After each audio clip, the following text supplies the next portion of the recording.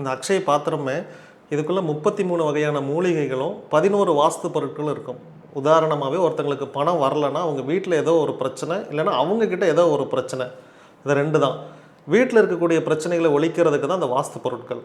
அவங்கக்கிட்ட சில பிரச்சனைகள் இருக்கும், கண் திருஷ்டி இருக்கும், செய்வன பிரச்சனைகள் இருக்கும், சோர்வு இருக்கும், அவங்கக்கிட்ட உத்வேகமே ஒன்றுமே இருக்காது. அதை ஆக்டிவேட் பண்ணுறதுக்கான மூலிகைகள் தான் அதுக்குள்ளே வச்சுருப்போம்.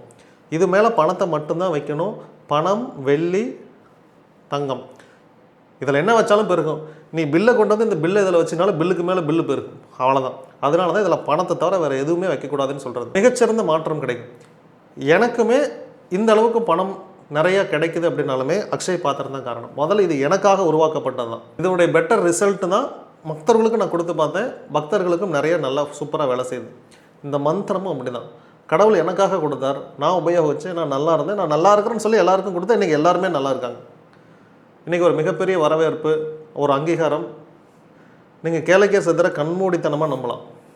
உங்களுக்கு கடவுள் நம்பிக்கை இருக்குது அப்படின்னா இதை டெஸ்ட்டு கூட பண்ணணுங்கிற அவசியம் இல்லை.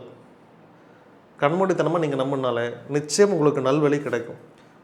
கடவுள் நம்பிக்கை இல்லைங்கிறவங்க கேளிக்கை சித்தர் நிறைய பேர் வழிபாடு பண்ணிக்கிட்டு இருக்கிறாங்க. இந்த அக்ஷய பாத்திரம் மிகச்சிறந்த உங்களுக்கு ஒரு பர்ஃபார்மன்ஸ் கொடுக்கும். தேவைப்படுறவங்க வாங்கிக்கலாம். கேளிக்கை சித்தர் நமோ நமக.